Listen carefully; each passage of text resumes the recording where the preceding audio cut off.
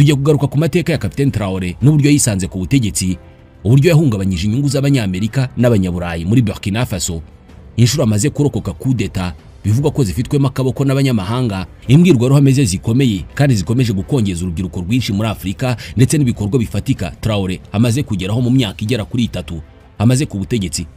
Ibikorwa bisa nk'ibihinyuza ibyakozwe igihe Amerika n'abanyaburayi bari bagifite ijambo mu gihugu cye. Tubahaye ikaze.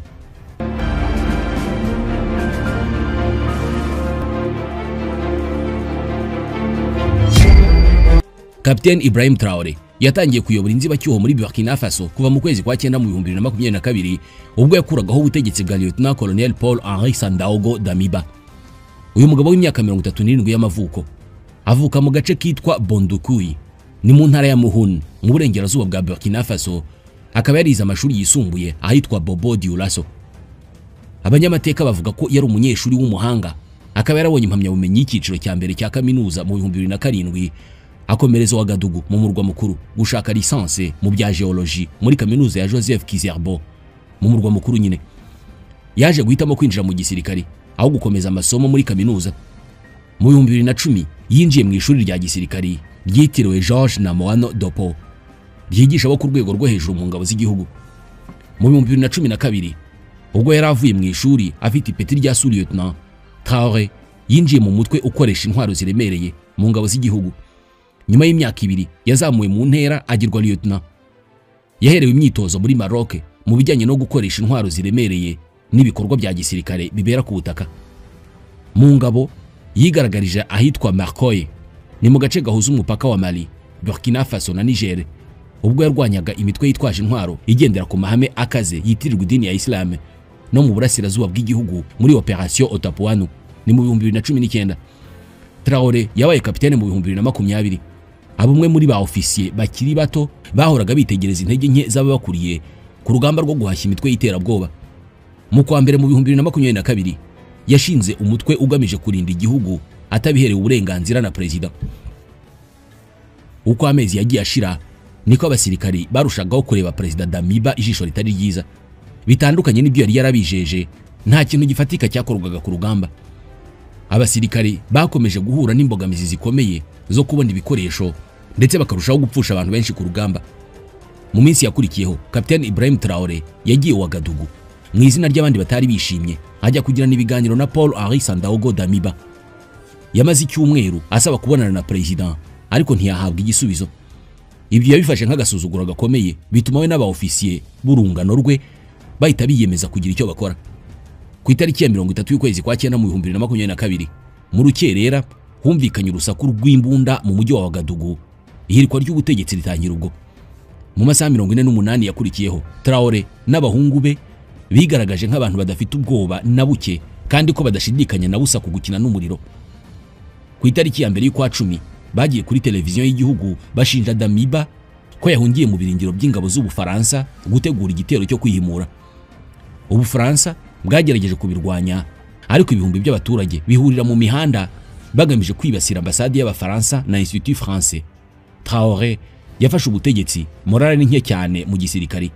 Igihugu cyugarijwe n'imitwe y'intwaro z'abajihadiste, nta ntwaro zihagije bari bafite kandi ubukene bwaranumaga mu gihugu. Iminsi ya mbere y'ubutegetsi bwe yigaragaje nk'umuyobozi uzanye impinduramatwara. Ahita asaba ko habaho ibarura ry'ibikoresho bya gisirikari igihugu gifite, hakagaragazwa aho bidahagije ibikeneye gusanwa n'izindi mpinduka zose zatuma igisirikare cyongera kuba urwego rwubashywe. Ingengo y'imari y'igisirikare yarayizamuye iva kuri miliyoni 467 z'amadolari igera kuri miliyoni 832 z'amadolari mu 2024. Aya mafaranga yashyizwe mu kugura ibikoresho bigezweho bya gisirikari no kongera umubare w'abasirikari. Haguzwe imodoka zigezweho za gisirikari zifashishwa mu butasi, imbunda zirasa kure ndetse na za drone z'intambara zigurwa mu bihugu nk'Ubushinwa, Turukiye n'Uburusiya. Izina rya Traoré ryatumbagiye cyane ubwo yafataga umwanzuro wo kwirukana ingabo z'Ubufaransa ku butaka bwa Burkina Faso. Ni igikorwa cyafashwe nk'ubwiyahuzi kuri bamwe, cyane cyane abaza amayeri Ubufaransa bwagiye bukoresha bwikiza abayobozi ba Afurika babaga bagaragaje ko batabwumvira, barimo na Capitaine Thomas Sankara bagereranya nkaho ari we wazukiye muri Traoré. Ibyo bikangisho by'imbaraga z'Ubufaransa ntabwo byateye ubwoba Traoré. Yabaye iminsi yo kumuvira mu gihugu kubera ko igihe cyose bari bahari bisa naho ntacyo bakoze. Traore yatangiye gushaka amaboko handi. Feri ya mbere ayifatira i Moscow mu Burusiya, igihugu kidafitanye amateka mabi na Afurika. Umutwe wigenga wa Wagner Group ukomoka mu Burusiya niwo wahawe inshingano nshya zo gutoza igisirikare cya Burkina Faso. Byafashije ingabo z'iki gihugu kwigarurira uduce twinshi twari mu maboko y'inyeshyamba, ibintu byafashwe nk'ibitangaza ku ngabo z'icyo gihugu. Igisirikare cyakozwemo amavugurura yihariye, cyongererwa ingabo zigera ku 7,000 zirimo abasaga 600 bo mu ishami rishinzwe kurwanira mu kirere. Aba kandi biyongereyeho abandi hafi 4,500 bo muri gendarmerie, wagereranya na police utabariyemo abasirikari bashya 15,000 bagomba kuba basoje imyitozo bitarenze muri uyu mwaka. Mu gihe isi yari irangariye mu ntambara y'Uburusiya na Ukraine, Traore yayibye umugono yipakurura abanyaburayi. Byahuriranye n'uko Ubufaransa bwafatwaga nk'ikitabashwa muri Afurika y'Uburengerazuba bwari bwatangiye gutibaba, niko bamwe babivuga.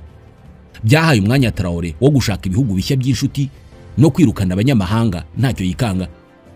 Byazamuye igikundiro cye cyane cyane imbere mu gihugu, bifatwa nk'ipaje nshya mu mateka y'icyo gihugu igamije kwandika amateka mashya n'icyerekezo gishya.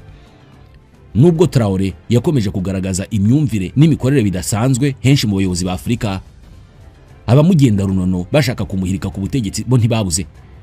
Mu kwezi kwa gatandatu mu 2024, bamwe mu basirikari bamwigumuyeho binubira uburyo guverinoma ye ifata abasirikari bari ku rugamba, bakavuga ko basa n'abatagira kivugira, bagategezwa ibyihebe mu bice bitandukanye by'igihugu ngo bibamarire ku icumu. Guverinoma ya Burkina Faso yamaganye iby'abo basirikari bavugaga, gusa Traore avuga ko azasuzuma inkomoko yo kwinuba kwabo. Traore yatangiye kugereranywa na Thomas Sankara cyane cyane kubera imigabo n'imigambi ye ishyira imbere kwigira kw'igihugu cye n'agaciro kacyo. Imbwirwaruhame ze zikangurira abanyafurika kwigobotora ubukoloni n'igisa nabwo zarenze ibibi za Burkina Faso, ku buryo n'ibyo bamwe mu rubyiruko rwa Afurika batinya kuvuga cyangwa se bifuza ko yakabaye bavugira, hifashishwa ubwenge bukorano artificial intelligence mu ishusho ya Traore kugira ngo abibavugire. Kuvugurura igisirikari kwajyanye no kuvugurura politike y'igihugu bahereye ku banyi n'amahanga.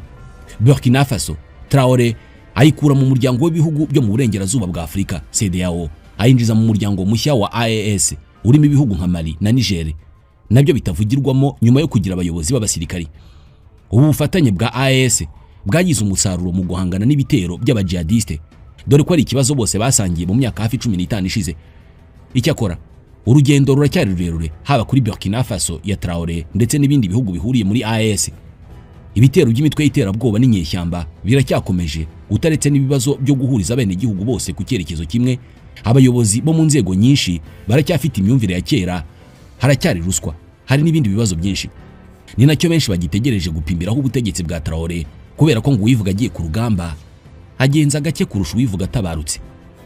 Ku ruhando mpuzamahanga, bamwe bakomeje kwibombarika kugira icyo bamuvugaho. Hari abamufata nk'ikihebe, umwirasi n'ibindi biranga umuyobozi utazisazira, mu gihe ku rundi ruhande bamubona nk'ikimenyetso cy'urubyiruko rushya rwa Afurika rurambiwe agasuzuguro k'abazungu kandi rutuye ku mugabane ufite byose ngo wihaze. Mu myaka 3 amaze ku butegetsi, amaze gusimbuka kudeta zirenga 20. Hari abagiye bafatwa barimo n'abasirikare be babaga barategewe n'amahanga ngo bamwivugane, ariko imigambi yabo igatahurwa hakiri kare cyangwa se ikaburizwamo kubera amavugurura menshi yakozwe mu gisirikari, haba mu butasi, ku rugamba n'ahandi.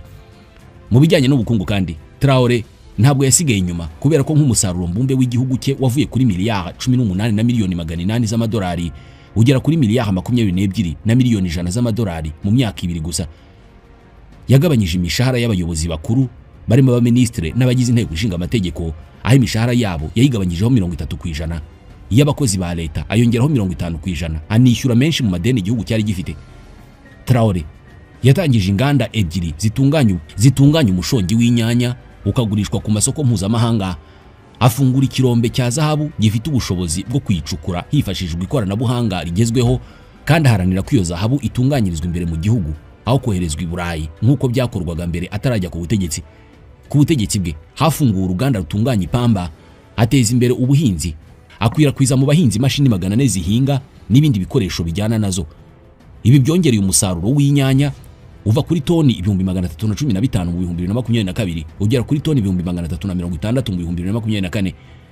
Umusaruro w'ingano wavuye kuri toni 907 mu 2022 ugera kuri toni zisaga miliyoni 1 mu 2024.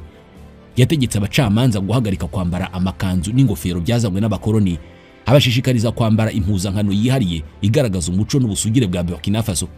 Traoré kandi yabujije ibinyamakuru byo mu Bufaransa gukomeza gukorera mu gihugu cye kubera ko yabifataga nk'ibikoresho by'icengezamatwara ry'agashakabuhake. Mu bikorwa remezo hubatswe imihanda mishya. Kuri ubu ngubu harimo kubakwa ikibuga cy'indege gishya cya Ouagadougou Donsan, biteganyijwe ko kizuzura muri uyu mwaka kikajya cyakira abagenzi basaga miliyoni buri mwaka. Ibi byose amaze gukorera igihugu cye nta bufasha bw'abanyamerika n'abanyaburayi bwabijemo, ibimushyira mu banzi ba mbere ku buryo bigoye ko Donald Trump yamutumira aka kanya muri White House, cyane ko nta nyungu zihariye na mbere Amerika yari ifite muri Burkina Faso.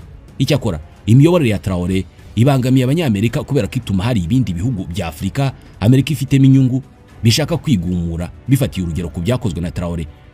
Ikindi kandi kivugwa nuko niba ibihugu bya Afurika bitangiye kwigaranzura abanyaburayi bari mu Bufaransa, bigaragara ko nibikangisho bya Amerika nk'igihugu cya mbere cy'igihangange cyahindutse umupolisi w'isi, isaha n'isaha byahinduka, amabwiriza gitanze ntiyubahirizwe biherewe ku bihugu bito byafashwe kenshi nk'ibidafite icyo bivuze.